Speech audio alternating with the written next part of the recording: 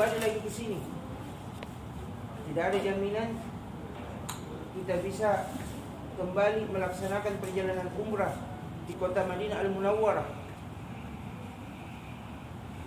Apa kata Rasulullah SAW?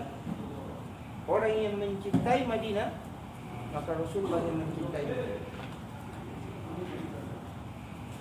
Rasulullah sampai berfirman, apabila kalian merasakan tanda-tanda kematian, maka lakukanlah perjalanan ke kota Madinah. Dan barang siapa yang mati di Madinah, maka kata Rasulullah tidak ada yang mati kecuali yang mendapatkan syafaat.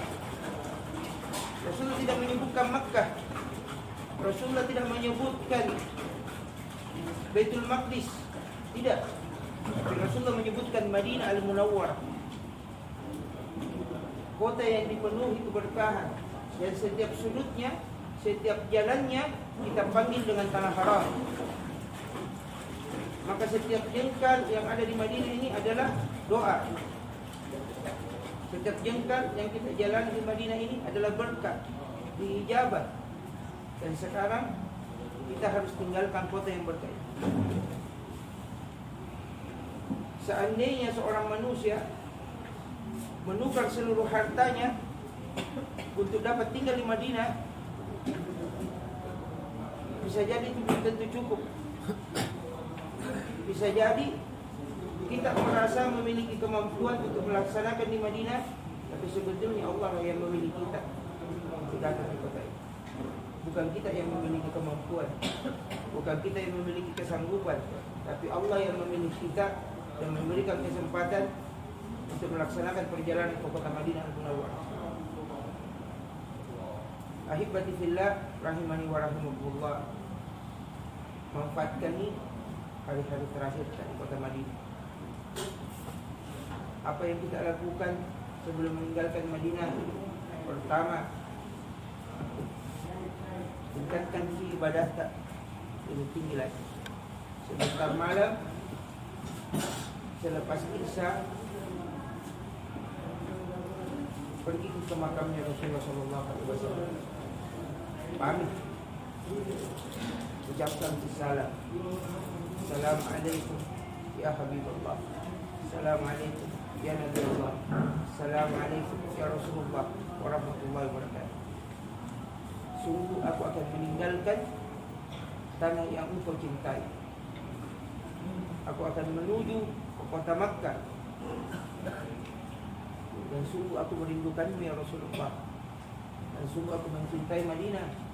Dan aku bertekad akan kembali lagi ke tempat ini. Pamit ki, bagaimana perpisahan tak ketika berpisah dengan anak tak? Bagaimana perpisahan tak ketika berpisah dengan orang tua tak? Bagaimana perpisahan tak ketika berpisah dengan saudara tak? Bagaimana perpisahan itu semua? Sungguh jadikan perpisahan dengan kota Madinah adalah perpisahan yang lebih kalian cintai daripada berpisah dengan diri kalian sendiri. Jadikan kecintaan kalian kepada Rasulullah di atas segala-galanya. Jadikan itu.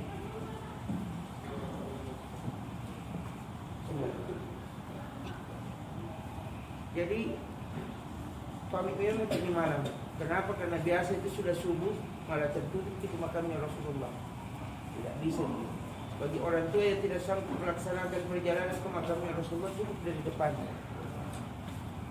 Bisa kita di depan sini, masuk ke depan gerbang, kita lihat raudhah, ada kubah hijau, di situ ada buah makamnya Rasulullah SAW. Berpisah kita seperti layaknya seseorang yang berpisah dengan buah hatinya. Berpisah kita dengan Rasulullah SAW. Nanti pagi harinya insyaAllah salat subuh kita tetap di Masjid Nabawi. Sujud dengan sujud yang panjang, cium ke karpetnya, merasakan seolah-olah ini terakhir kali kita akan mencium karpet Nabawi. Karena kematian sewaktu-waktu akan mengintai kita.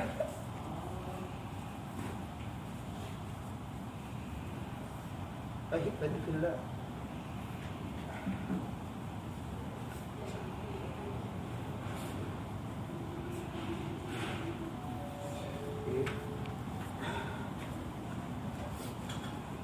Saya mohon maaf.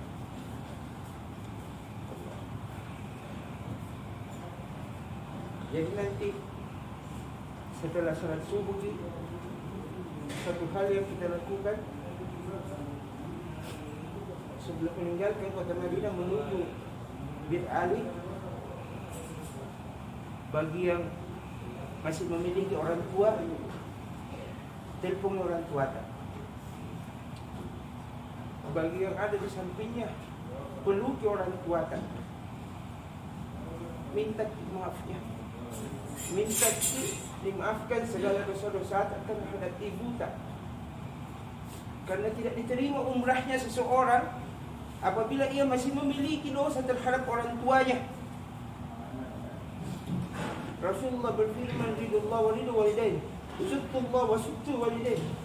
Ridhonya Allah berada pada ridho orang tuanya, dan murkanya Allah berada pada murka orang tuanya. Jadi sebelum meninggalkan nanti Madinah menuju ke Mikat, sebelum berniat kalau orang tua sudah tidak ada, doakan dia. Doakan dia diampuni dosa-dosanya. Doakan dia diluaskan kuburnya. Doakan dia diampuni dan dijauhkan dari siksa azab kubur. Tapi kalau masih hidup, telepon jangan tutup telepon tak sebelum Nabi nak maafkan Kalau dia cuma bilang ya, jangan tutup telepon ibu tak, telepon bapak tak, minta maafnya. Kalau ada di samping tak, peluki. Berapa banyak orang yang pergi berumrah celaka dia, orang tuanya dia terlantarkan. Berapa banyak orang pergi umrah celaka dia, orang tuanya dia tidak hiraukan. Kalau ketemu kita di Mekah, tidak ada gunanya setiap tawaf yang kau lakukan, tidak ada gunanya setiap sa'i yang kau lakukan, tidak ada gunanya salat sunnah yang kau lakukan kalau kau durhaka dengan orang tuamu. Ini salah satu nasihat yang selalu saya berikan kepada kita seluruh jemaah. Kita seorang anak dirawat sama orang tua tak? Seorang tua memiliki anak 10-20 dia mampu rawat, tapi seorang anak yang berjumlah 20 belum tentu mampu merawat satu orang tua. Orang tua tak rawat tanpa pernah berfikir nak cebok kotoran tak, tai tak, segala macam. Tidak pernah bilang ini jorok, tidak.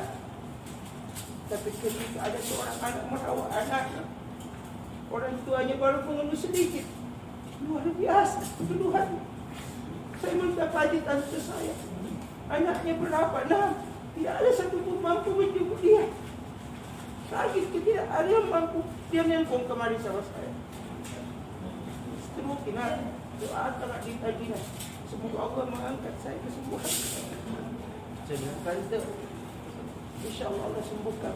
Allah bertahan kehidupan. Apa dia? Tidak ada satu pun anakku yang meluka. Bayangkan. Jadi nanti sebelum kita ke Bir Ali, datangi ibu, datangi ayah. Ini yang selalu paling kita lupakan. Kita asyik belanja, kita asyik menikmati euforianya harta dunia yang kita miliki, tapi orang tua kita lupakan. Nol. Celaka. Apalagi yang bawa orang tuanya Mekah. Wih, luar biasa. Belum orang tua, belum.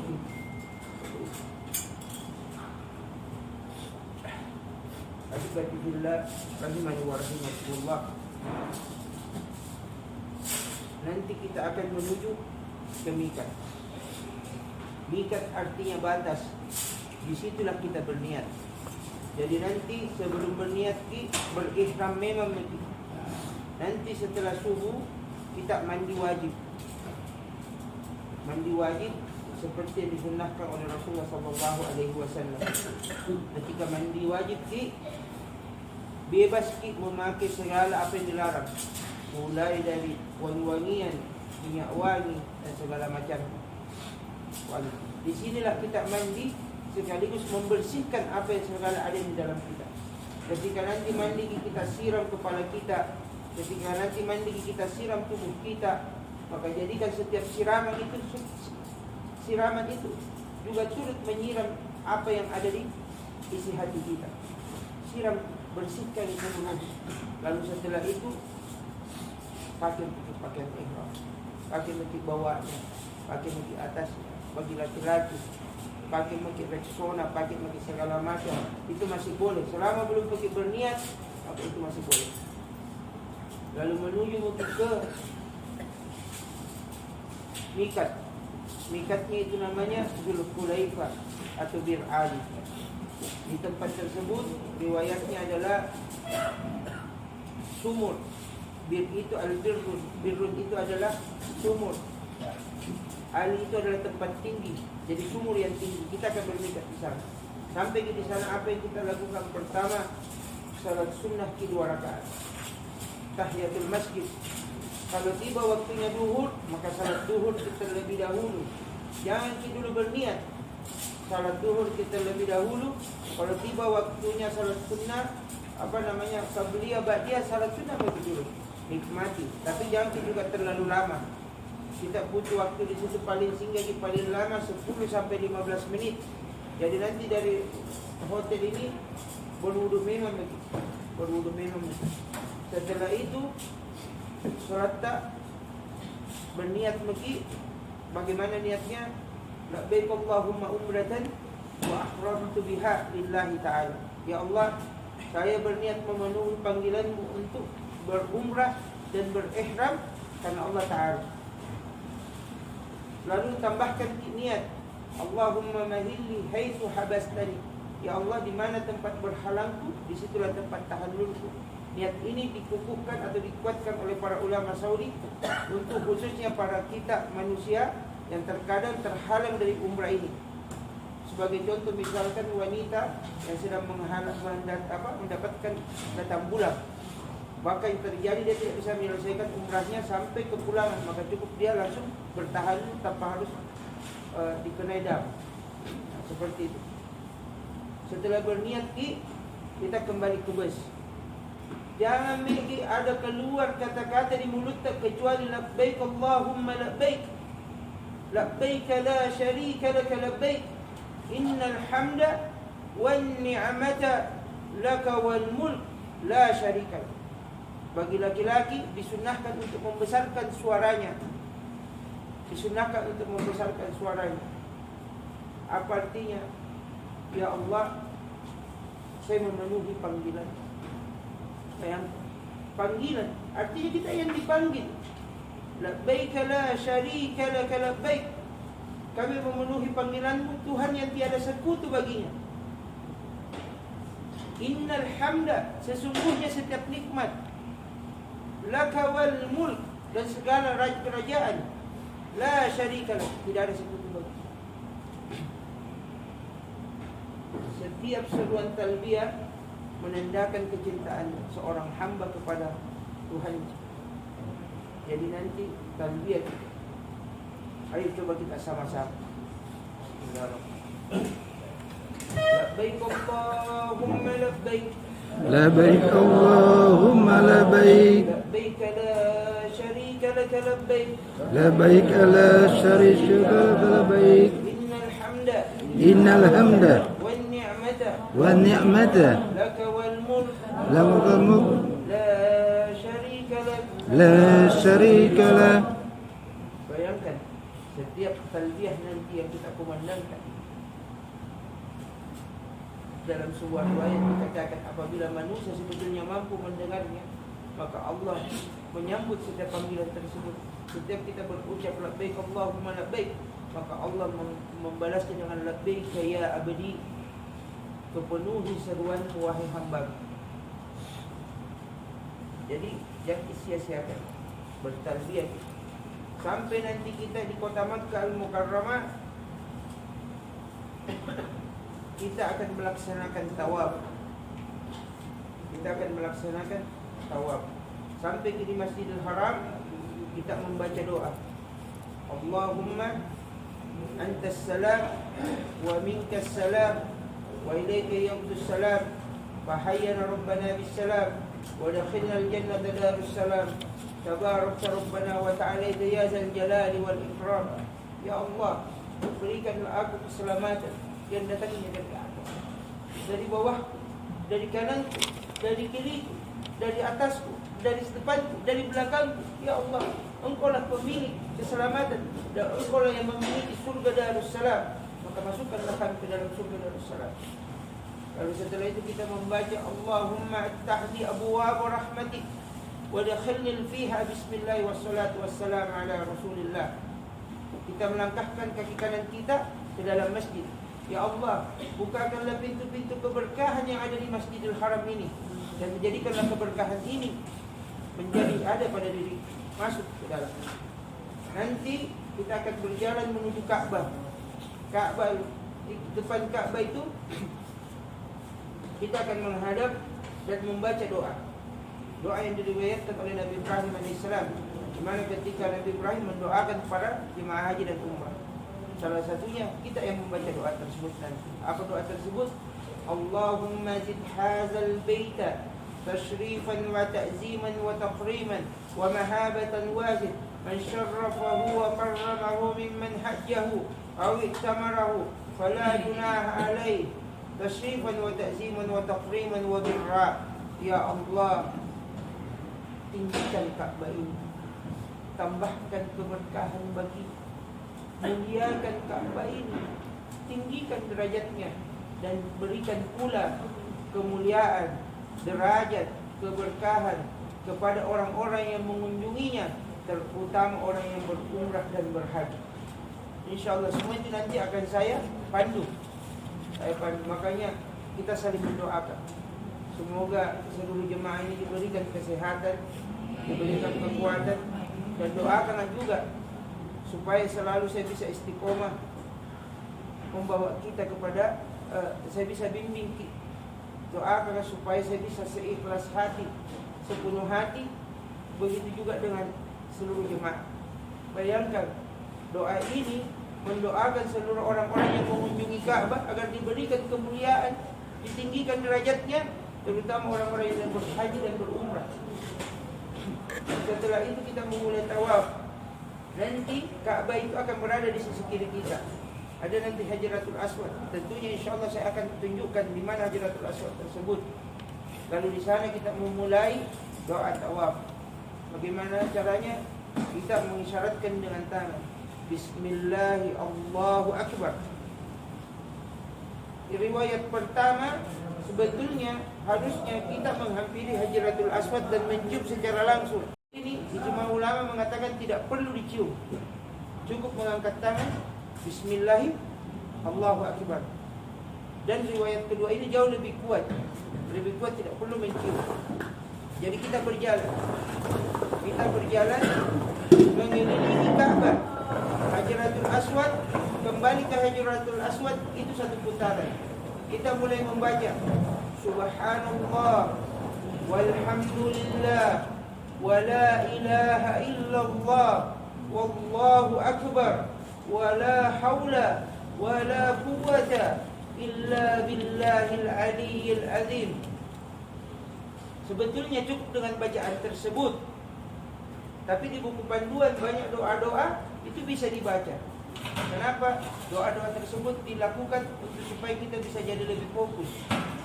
Jadi ada pun doa-doa lanjutannya, Allahumma imanan bika wa tasdiqan bi kitabika wa wafa'an bi ahdika wa ittiba'an li sunnatin sallallahu alaihi wasallam. Itu cukup. Doa peraturan pertama, kedua itu bisa dibaca. Tapi saya mau lebih khusyuk. Ketika nanti kita memulai tawaf membaca Subhanallah, maka tanamkan dalam hati kita, ya Allah, ada makna Ka'bah.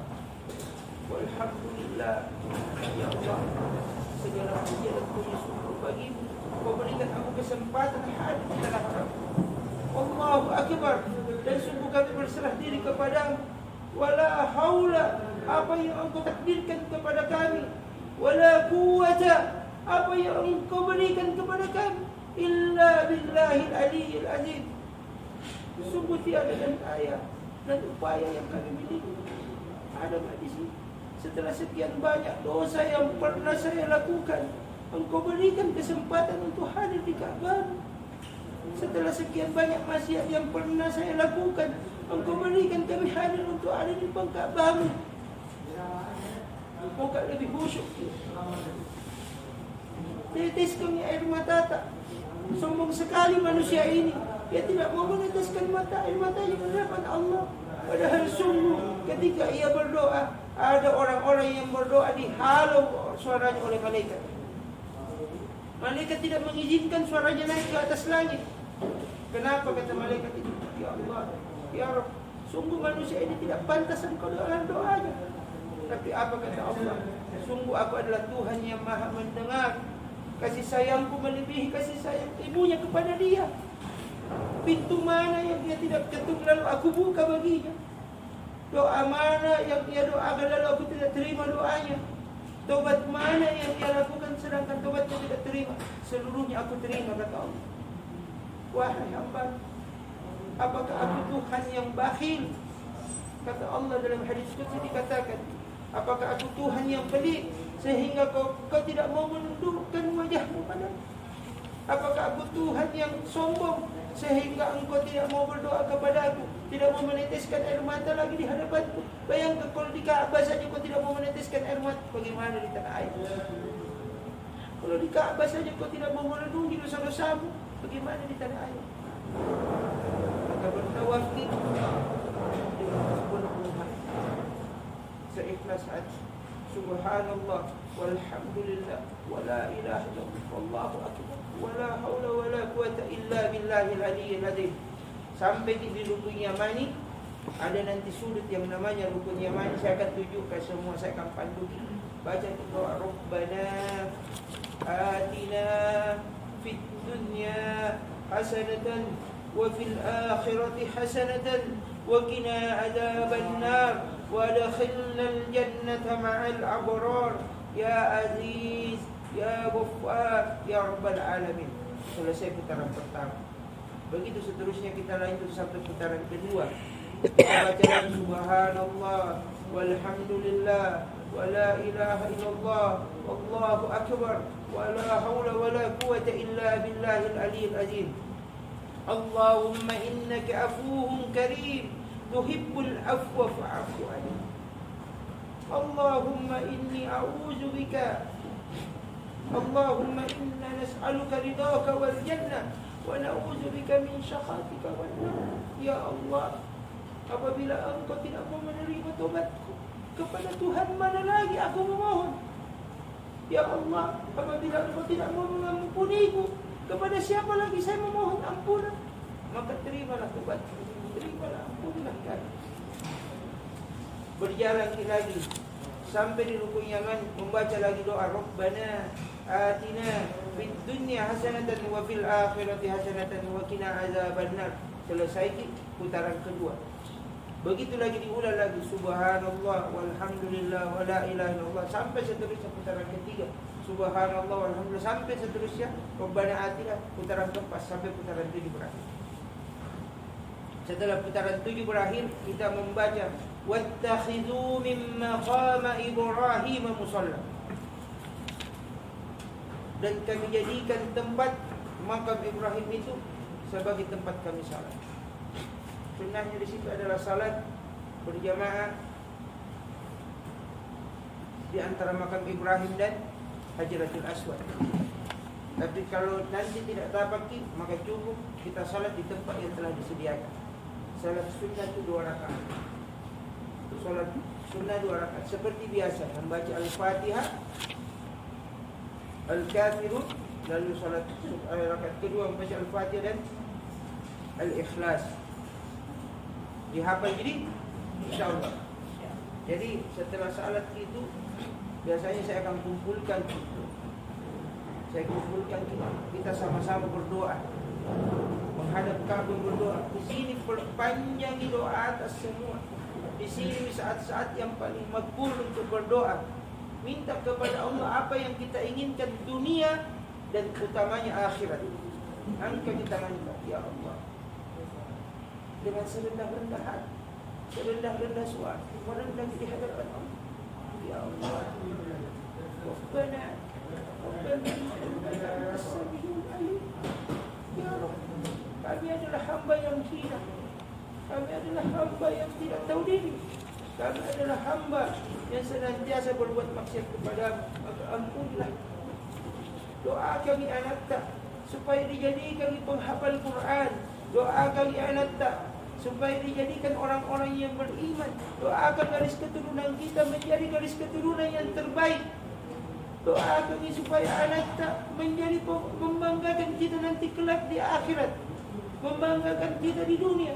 Doa kami anak. Yang pertama doa kami juga orang tua tak yang senantiasa merawat kita waktu kecil. Doa kami orang tua tak yang mengajari kita berbicara. Doa kami orang tua tak yang mengajari kita berjalan. Doa kami orang tua tak dan selama ini dia akan berkata, saya bayar berapapun, yang penting semua anakku. Doa kami orang tua tak. Dan siang malamnya tidak tidur, hanya memikirkan anaknya. Doa kami orang tua tak yang di mana dia berjalan saja sakit kakinya, sakit lututnya, tapi ia tetap tersenyum ketika melihat anaknya. Doa kami orang tua tak. Doa kami orang tua tak. Apalagi apabila ia sudah meninggal. Doa.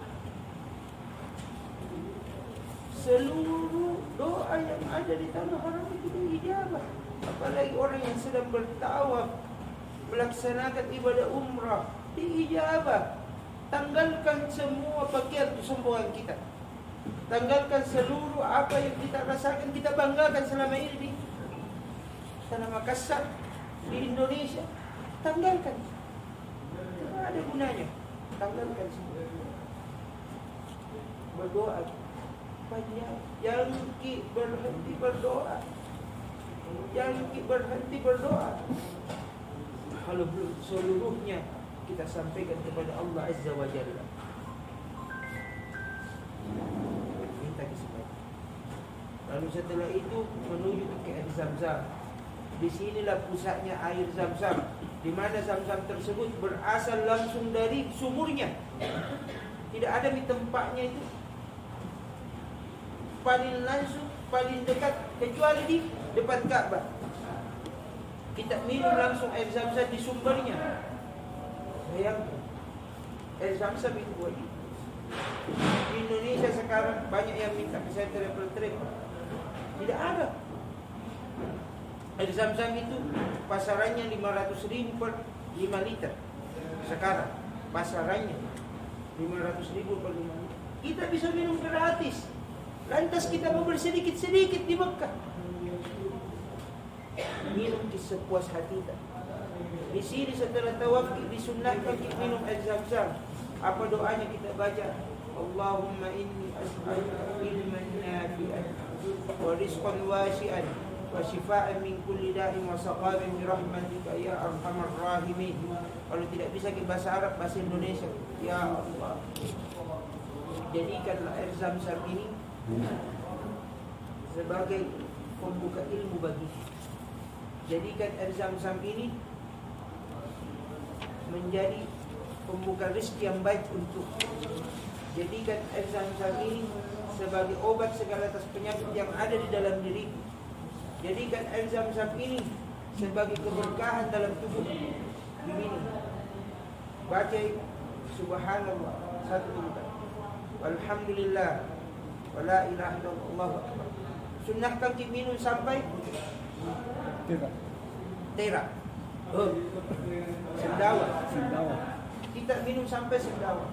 Setelah itu ambil airnya, basuh muka kita dengan air Zam-Zam. Basuh kepala kita dengan air Zam-Zam. Basahi badan tak perlu-perlu dengan air Zam-Zam. Minum kita terus sampai tak kenyang, sampai tak merasa cukup dengan air Zam-Zam tersebut. Manfaatkan, keberkahannya luar biasa. Bagi orang yang sakit, apabila matanya gangguan, eluskan di matanya, ya Allah, jadikan air Zam-Zam itu penyembuh mata aku. Ya Allah, jadikan ini tanganku yang suka sakit, air Zam-Zam ini sebagai perantara penyembuh bagi kakiku yang suka sakit. Jadikan. Setelah minum air Zam-Zam, kita menuju ke tempat mata, tempat sa'i. tempat mataf itu kita membaca Inna Safa wal Marwata min sya'airillah faman hajjal baita aw ittamara fala junaha alayhi ay yatawwafa bihima wa man tatawwa'a khairan fa innallaha syakirun alim. Sesungguhnya Safa dan Marwah ini adalah sebagian dari Syiar. Kita membaca niatnya. Apa niat tawaf? Nabda'u bima badallahi bih. Nabda'u bima badallahi bih. Di sinilah tempat Allah dan Rasulnya memulai. Nanti kita berdiri di atas bukit Safa. Ketika sa'i berbeda dengan tawaf. Ketika tawaf kita harus dalam keadaan berwudu, bertahara, harus dalam keadaan suci. Kita memiliki wudu. Tapi kalau sa'i tidak memerlukan kita dalam keadaan wudu. Itu bedanya. Yang kedua, ketika tawaf bagi laki-laki ihramnya terbuka bagian kanannya, sedangkan ketika sa'i itu harus ditutup. Memulai sa'i, nanti saya akan panduki kita berdiri menghadap ke Ka'bah, mengucapkan takbiratul ihram. Allahu Akbar, Allahu Akbar, Allahu Akbar, Allahu Akbar. La ilaha illallah wahdahu la syarika lah, lahul mulku wa lahul hamdu yuhyi wa yumitu wa huwa ala kulli syai'in qadir. La ilaha illallah anjaza wahdah wa nasara 'abdah wa hazama al-ahzaba wahdah. La ilaha illallah Allahu Akbar, Allahu Akbar walillahil hamd. Kalau saya terdiam, angkat kita tangan. Berdoa sesuai dengan keinginan kita masing-masing. Berdoa kita. Apalagi mungkin kita punya hajat, mungkin keluarga tak ada yang sakit, doakan mereka. Apalagi kita mungkin punya anak yang sedang menghadapi ujian, doakan agar diberikan nilai yang terbaik. Mungkin orang tua tak sedang menghadapi musibah, doakan agar diangkat musibahnya. Doa minta ke seluruhnya di situ. Bahkan minta ke pekerjaan tak, agar diberikan pekerjaan yang berkah, diberikan pekerjaan yang luas, diberikan rezeki yang halal, tayyib. Minta semua itu, berdoa. Maka setelah itu saya akan kembali bertakbiratul ihram. Allahu Akbar, Allahu Akbar, Allahu Akbar walillahil hamd. Allahu Akbar kabira walhamdulillahi katsira wa subhanallahi bukratan wa asila. La ilaha illallah wahdah, sadaqa wahdah, wa nasara 'abdah, wa hazama al-ahzaba wahdah. Setelah saya terdiam, berdoa lagi. Begitu seterusnya saya akan mengulang hingga 3 kali. Baru setelah itu kita memulai putaran tawaf yang pertama. Sambil turun kita bertakbiratul ihram.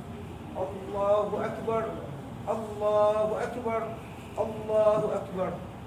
La ilaha illallah wallahu akbar, Allahu Akbar walillahil hamd. Kenapa takbiratul ihram? Karena ini adalah sunnahnya Siti Hajar alaihi salam. Sunnahnya sa'i itu adalah sunnahnya Siti Hajar alaihi salam ketika mencarikan air untuk anaknya Nabi Ismail. Dia bertakbiratul ihram dari Bukit Safa sampai ke Marwah. Bayangkan Siti Hajar dihadapkan di gurun pasir. Kita di sini bagaimana panasnya luar biasa. Bayangkan di waktu itu belum ada bangunan. Siti Hajar harus berlari dari Safa ke Marwah dengan terik matahari yang sangat panas, tidak memiliki alas kaki. Bagaimana kira-kira panasnya? Dia harus menahan sakitnya setiap langkahnya menuju ke Marwah, mencarikan anaknya yang jadi Ismail yang menangis, berteriak kesakitan, berteriak kehausan. Itulah yang kita lakukan. Allahu Akbar, Allahu Akbar. Rasakan, resapi nanti seolah-olah kita berada pada saat itu. Kita menuju ke Safa, ke Marwah. Setelah sampai di, ada nanti garis-garis hijau di atas, lampu hijau. Disunnahkan bagi laki-laki untuk berlari-lari kecil sambil membaca Rabbi ghafirli warfa wa'fu watakarram ma yana'lam innaka al-Fattaha azul akram.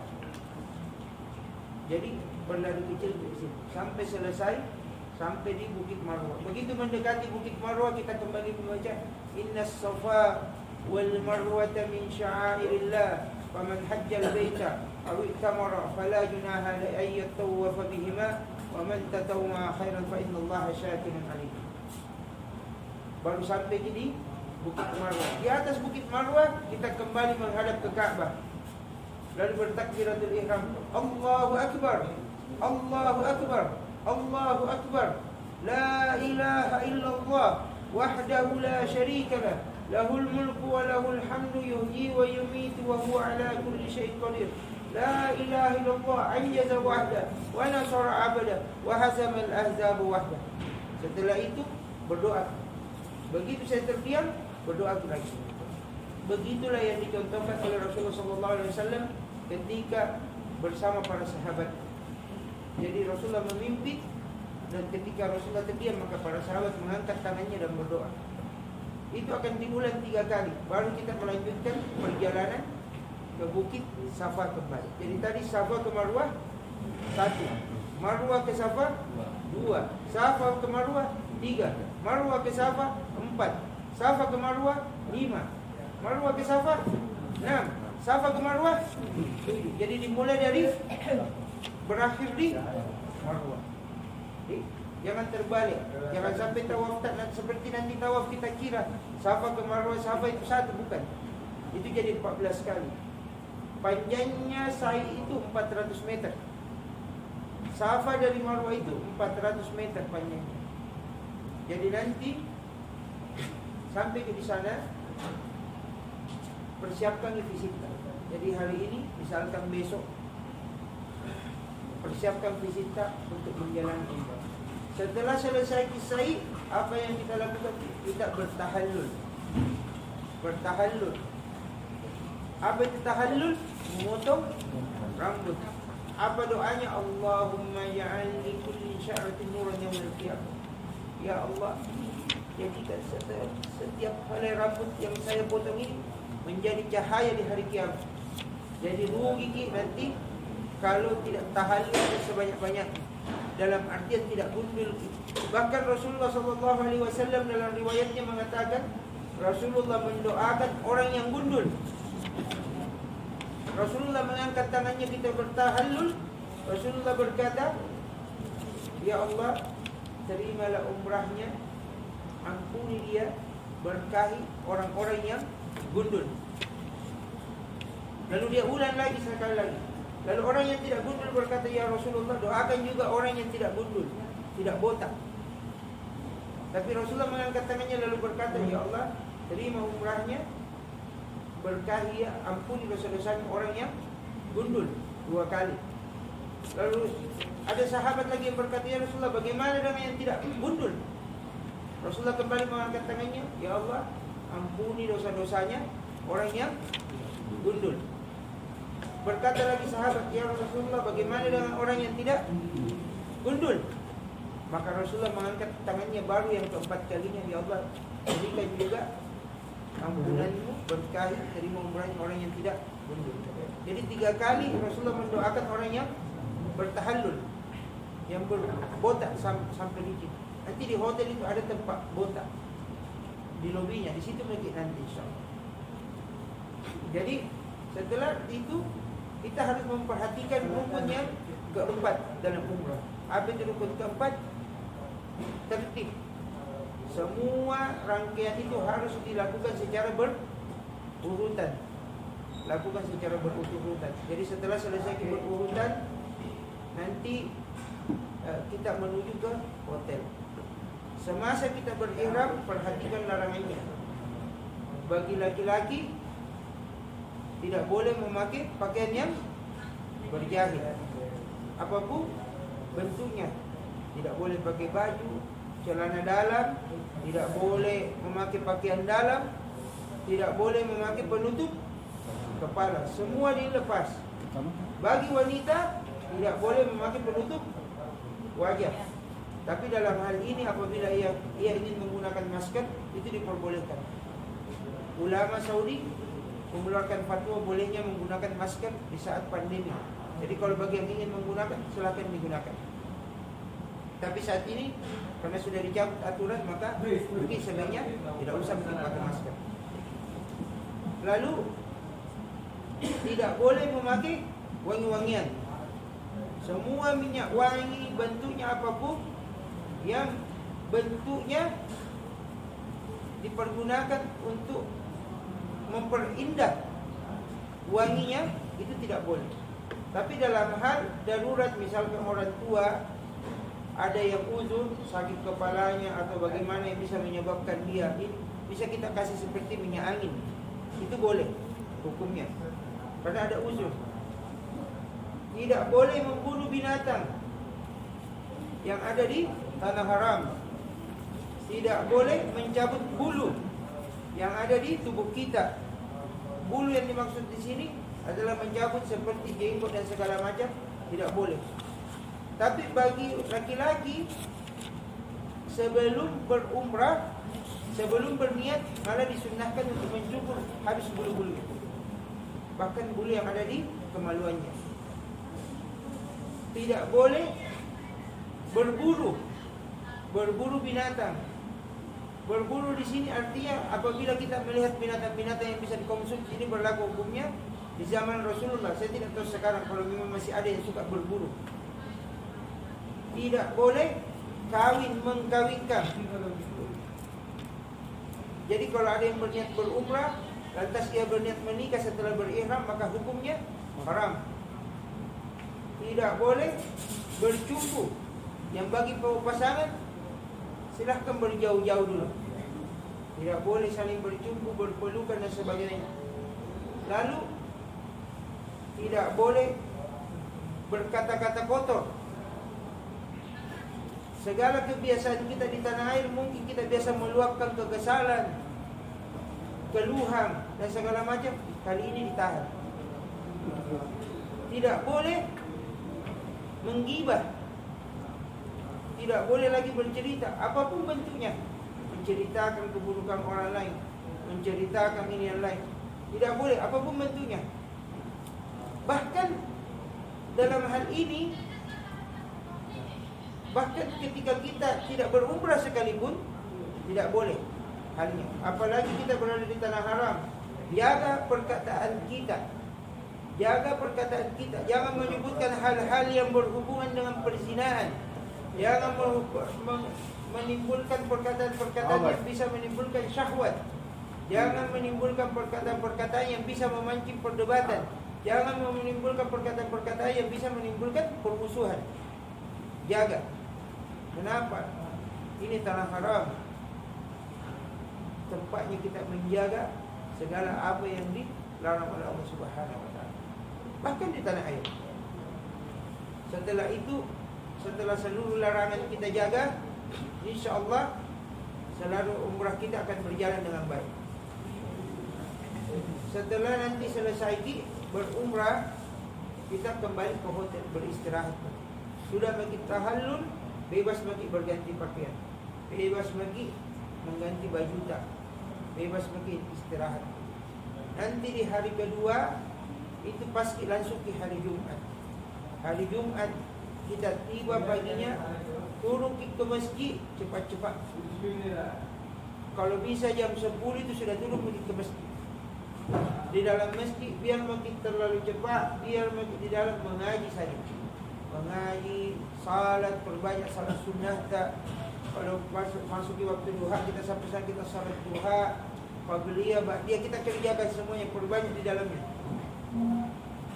Berdoa, perbanyak doa, perbanyak sujud tak, sambil menunggu Jumat datang. Kenapa? Masjidil Haram itu sudah penuh. Kalau janjian 11 atau setengah 12 kita sudah tidak dapat masjid tempat di halaman Maliki atau di luar dari wilayah haram, di luar Masjidil Haram. Nah, jadi salat maghrib persiapkan ke hari Jumat. Di hari Jumat tersebut tidak ada kegiatan. Kegiatannya apa? Ya ibadah. Ibadah di tanah haram. Apa kata Rasulullah SAW? Barang siapa yang salat di Masjidil Haram, sama halnya ia telah salat 100.000 kali di masjid yang lain. perbandingannya 100.000 kali. Kalau di Madinah ini 1000 kali, di sana 100.000 kali. Bayangkan 100.000. Jangan dijangkit sia-siakan, perpanjang salat. Nanti di hari Sabtu insyaallah kita akan melaksanakan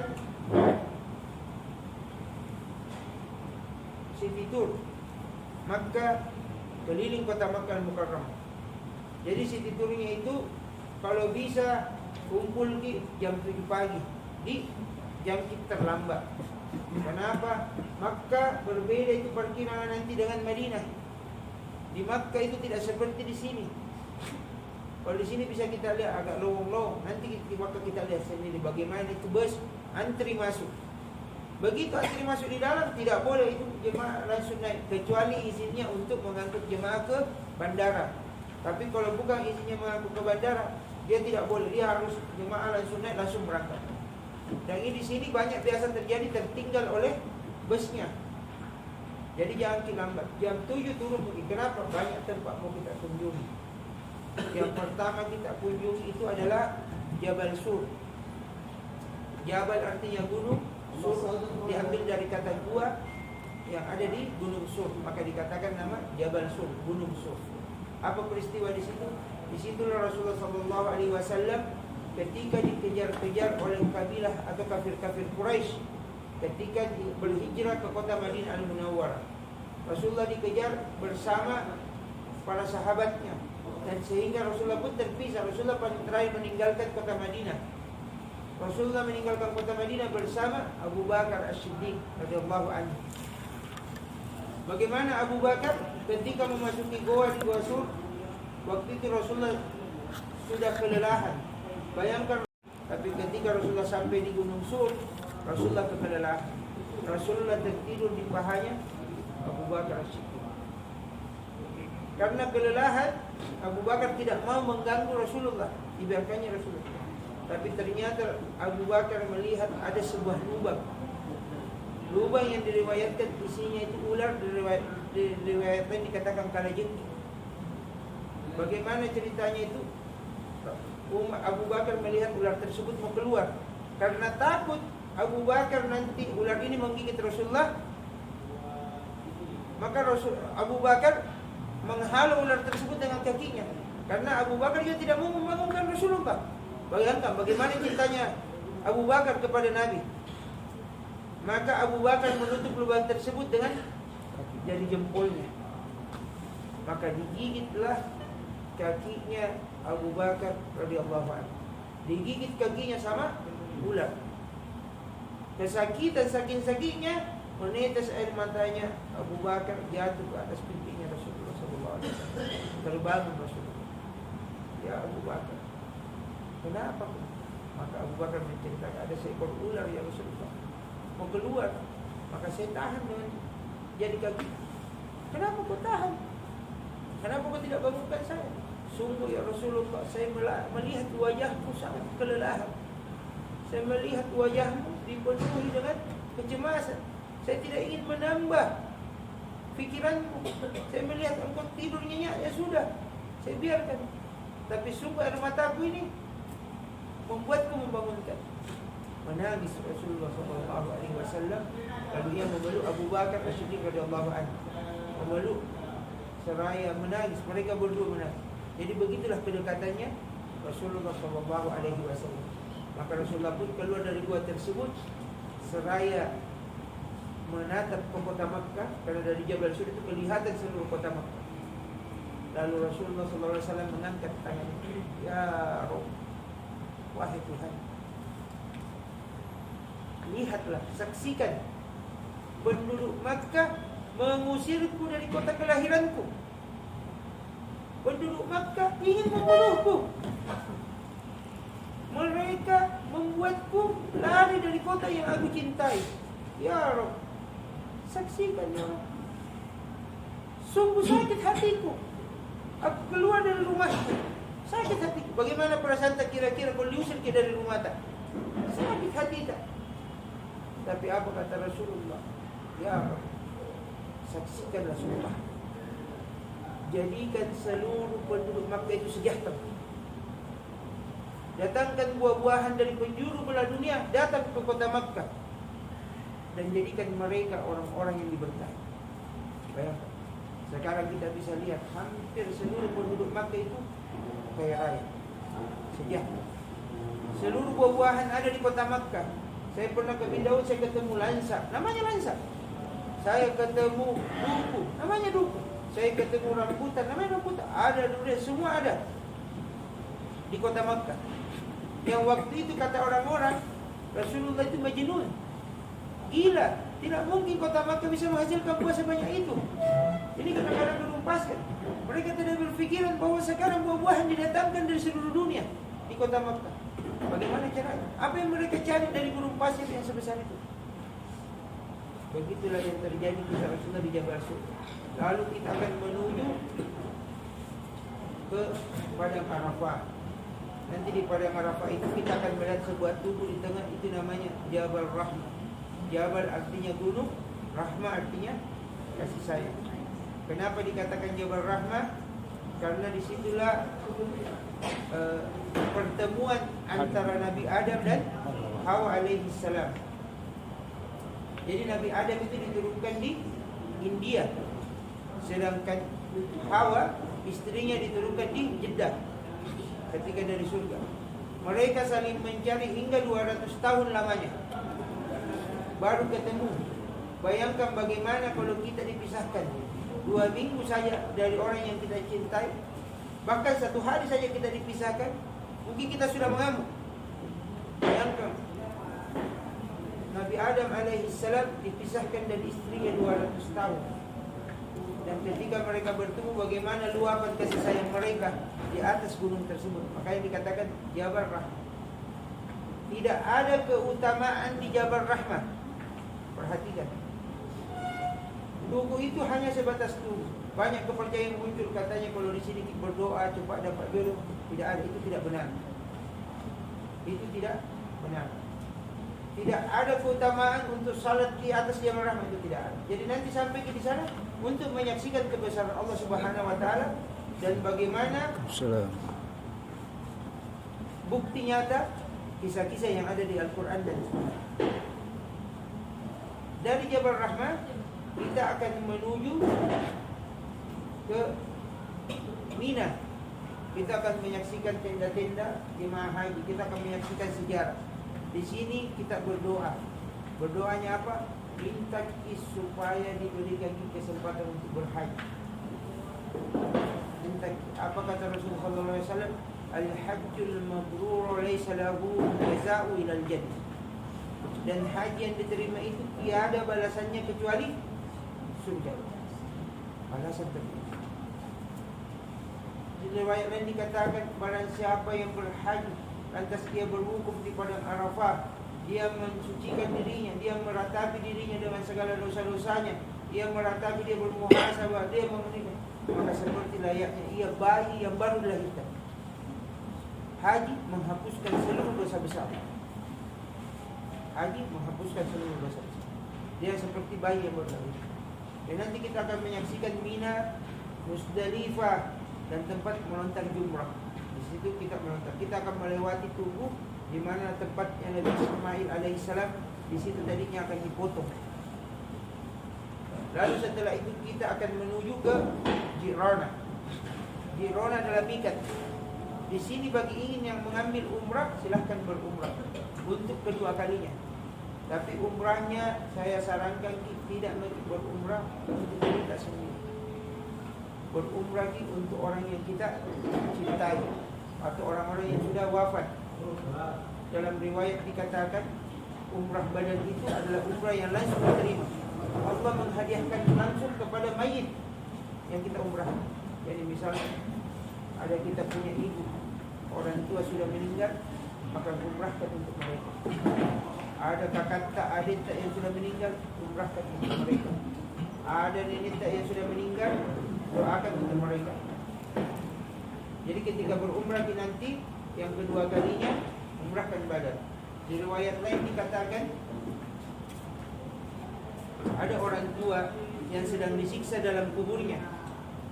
Setiap hari itu disiksa, dicambuk, dipukul hingga ia mati lalu dihidupkan kembali, ditiupkan lagi ruhnya, dipukul lagi, begitu seterusnya. Tapi tiba-tiba di suatu pagi siksaannya berhenti. Siksaannya berhenti. Tidak ada lagi siksaan, dan tadinya kuburannya sempit berubah menjadi luas. Dan tadinya kuburannya itu gelap berubah menjadi terang. Sampai-sampai ia berkata, di mana ini malaikat yang setiap hari menyiksa saya? Lantas ada sebuah cahaya yang menuruni ia, menyerupai bidadari dan bidadara, dan berkata, wahai fulana, apa yang engkau tanyakan? Maka si fulan ini berkata, wahai cahaya, di mana malaikat tiap hari yang menyiksa saya? Tubuhnya berkata, mana malaikat yang tiap hari menyiksa saya? Maka cahaya tersebut berkata, malaikat tersebut sudah dipanggil Allah. Dan ketahuilah, tadi anakmu ada di Mekah sedang melaksanakan umrah atas namamu. Maka sungguh Allah mengampuni seluruh dosa-dosamu dan menggantikan aku menemanimu. Seluruh dosamu dihapus. Maka saya amat ibadah umrahnya nak. Sungguh aku akan menemanimu hingga engkau tiba di surga nanti. Maka menangislah si fulana itu dan ingat ternyata anakku masih dia ingat saya. Ternyata kakakku masih dia ingat saya. Adikku masih dia ingat saya. Ini terjadi sama jemaah saya di bulan Maret. Ustaz Mutawatir, beliau sudah cerita. Adiknya beliau ini pembimbing saya juga. Apa kata jemaah itu? Hari ini dia umrahkan ayahnya yang sudah meninggal. Malamnya bermimpi. Dia sampaikan. Kenalan Kakaknya. Ya. Tuh, itu kakak. Langsung datangi mimpi. Terima kasih sudah diumrah. Terima kasih sudah diumrah. Dia bertanya, bagaimana hukumnya ini? Saya bilang, itu hal yang baik. Betul itu. Umrah terima. Begitu pula nanti kita ada yang memanfaatkan. Manfaatkan yang kita kepada orang yang kita cintai. Baru setelah itu nanti kita menuju ke Masjidil Haram lagi, kita akan melaksanakan umrah badan tersebut seperti yang tadi disampaikan. Jadi nanti umrah kita manfaatkan secara baik dan luas, secara bermanfaat. Baru nanti tiba di hari Ahad kembali seperti salat 5 waktu, langsung kita teknikal meeting di hari Ahad itu. Kita nanti teknikal meeting, kita kumpul, kita membicarakan persiapan kepulangan menuju ke bandara. Jadi nanti menuju ke bandara, kita pulang, kita bicarakan persiapannya apa saja yang kita lakukan sebelum kembali ke tanah air. Nanti hari Senin setelah salat subuh tawaf wada. Tawaf ki kalau bisa kita masuk untuk terakhir kalinya. Tawaf wada sebetulnya bukan bagian daripada umrah. Dia adalah bagian dari rukun haji atau wajibnya haji. Tapi di sini kita tawaf wada. Tawaf wada di sini adalah melaksanakan tawaf seperti biasa. Hukumnya sama dengan tawaf sunnah saja. Pamit. Di sini kita minta kepada Allah supaya diberikan umrah yang berulang-ulang, diberikan harta yang berkah, diberikan pekerjaan yang berjalan dengan lancar, diberikan kemudahan dalam setiap langkah, diberikan segala macam apa yang kita hajatkan di sini. Baru kita menuju kembali ke hotel dan kita langsung naik bus menuju bandara. Jadi mungkin seperti itu teknis saat ada nanti di Makkah.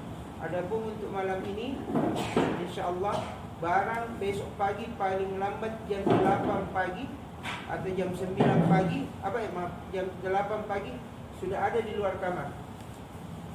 Besok barang jam 8 pagi sudah ada di luar kamar. Jangan terlambat, jangan lewat dari jam 8 pagi. Barang yang dimaksud di sini adalah barang bagasi seluruhnya. Kasih taruh di luar kamar tak, nanti porter yang akan turunkan semua. porter yang akan turun ke sini. Salat duhur tak laksanakan di hotel. Jadi tidak salat duhur mungkin di Masjid Nabawi. Salat duhur tak laksanakan di hotel, jamak kasar dengan asar di jamak memang.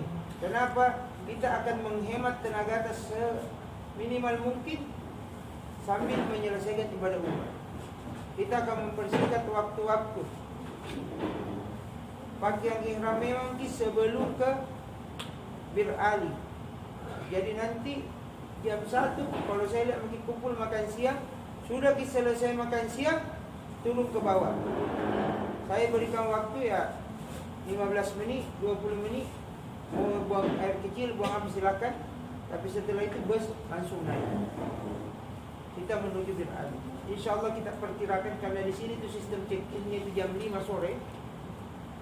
Maka kita tiba itu mungkin sekitar maghrib atau isya, tiba di Makkah Mukarram. Jadi nanti begitu tiba kita nanti di sana salat di jamak. Setiap perjalanan itu kita jamak salat, baik maghrib dan isya, dan setelah di jamak itu baru kita menuju Masjidil Haram melaksanakan. Mungkin itu saja yang dapat saya sampaikan. Ada pertanyaan, silahkan diajukan pertanyaan.